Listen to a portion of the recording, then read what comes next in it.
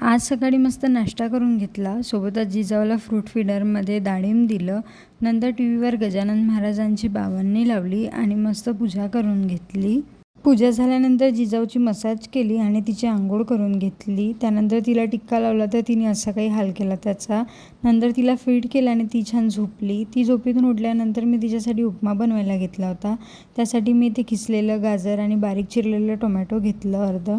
नंतर थोडं तूप टाकलं आणि 1 चम्मच रवा टाकला. त्याला छान गोल्डन ब्राऊन होईपर्यंत भाजून घेतलं.